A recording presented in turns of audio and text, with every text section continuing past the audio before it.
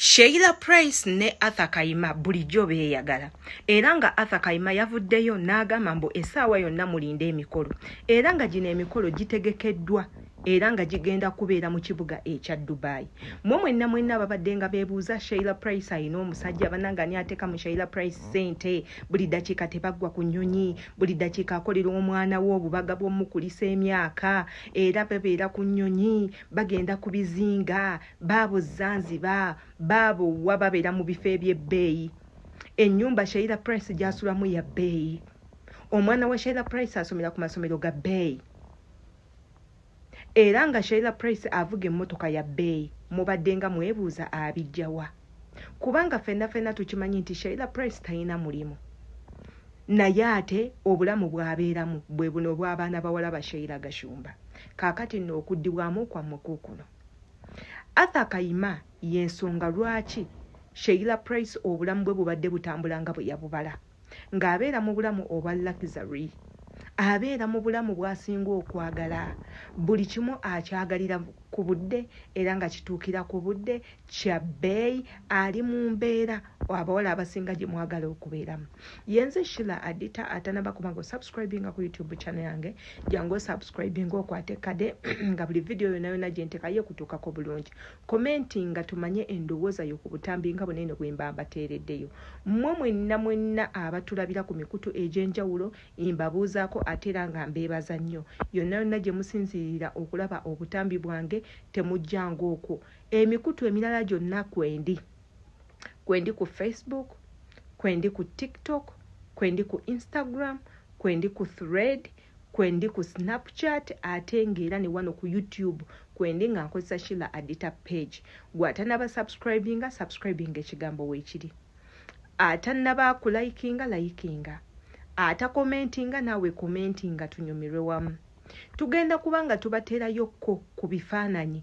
Teekako ne kaadi eya omukolo gwa Sheila Price nga bwe gugenda okubanga gutambula, gugenda beerawa, Arthur Kayima n'avaayo e London we bimaliriza. Sheila Price agenda London oba n'asigala e Uganda bakakkalabya ebintu byabwe nze naawe. Katuteekeyokko obutambi mwerabire kateera tukomewo.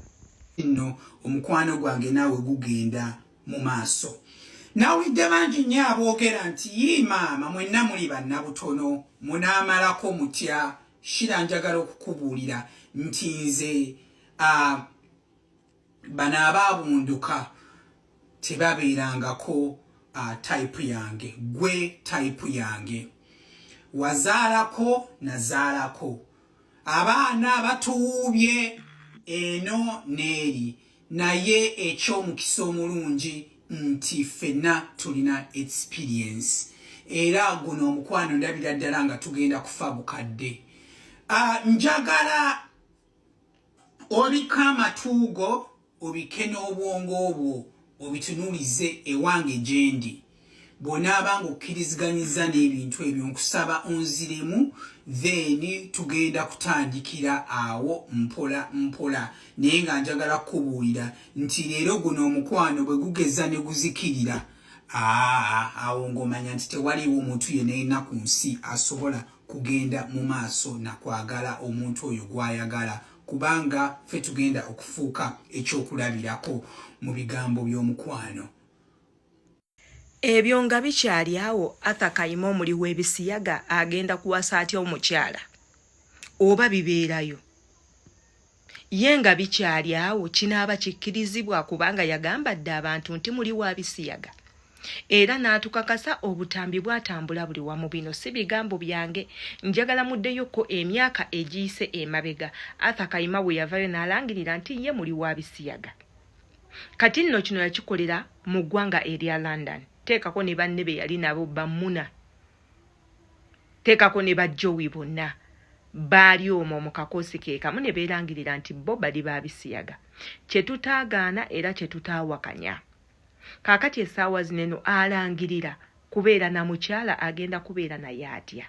Kino tekimenyewo endagaano ye gye yakola ne bali abalina omuwa empapula ezimukkiriza okubeerayo mu ggwanga gy'ali mpaka. Kino eno tekigenda kwonoona ebiseera bye eby'omu maaso. kubanga nze mba mmanyi bw'ogamba abantu nti oli muli wa bisiyaga oyina kubeera ekyo ky'obagambye. Kubeera ne bwe banaaba bakuwadde empapula bagenda sigala nga bakutambulirako balabe mazima ddala oli muli wa bisiyaga nga we wabagamba. Nga tonnaba kwewaayo nti oli muli wa bisiyaga osooka bakoleramu katambi akakakasa nti obirya oba babikulya. Batya bakwata essimu ng'eyo ne bafuna we bagiteeka ne bakuleetera musajja munno ne babagamba mutandike mwekyo mugenda kwekola ebikolwa ebyo ebyensonyi naye nga tobikola ku musajja tobikola ku mukazi wabula obikola ku musajja munno. Bw'oba oli mwana wa buwala tobikola na musajja olina bikola na mukazi. Era mulabyeko abawala abasinga nga n'okuwasa bawasizza kati nga King Dionce yakera ku makya n'agamba abantu nti musayyazi. Ekyo ne tukimanyi okutukakasa nti musayyazi n'atandika okwekuba empiso ezikyusa eddoboozi era ayogerera ddala nga basajja. Teyava okwo n'agenda ne bamusalamu amabeere ebyo byonna mwabiraba era byateeka nnyo Abannayuganda ku bunkenke. Baakola obutambi bungi, baamuvuma, baayogera ebigambo bingi, ekyo nakyo ne tukiraba. Bwe yamaliriza n'awasa omuwala omulungi Omunnayuganda munne yali mu maka ge. King Dionce musajja essaawa zino lwakuba kiri ekisododo simanyi nti oba kikyuka, simanyi nti oba akyagenda mu nsonga ez'ekikyala, ekyo kyo sikirinaako wiino. Simanyi ddi ekisododo we kinaavaawo ataafune ak'abasajja, ekyo nakyo sikirinaako magezi. Wabula ye Dionce yalina otukakasa ddi we kigenda okubeerawo. Dionce emmere bagimufumbira, omukazi n'afukamira ng'agimuwa, bamwoleza bwoleza, ye n'akola ssente. Kaakati wano we neebuuliza Arthur Kayima, oli musajja ogenda kuwasa ate mukazi mu kifo ky'owasa musajja munno?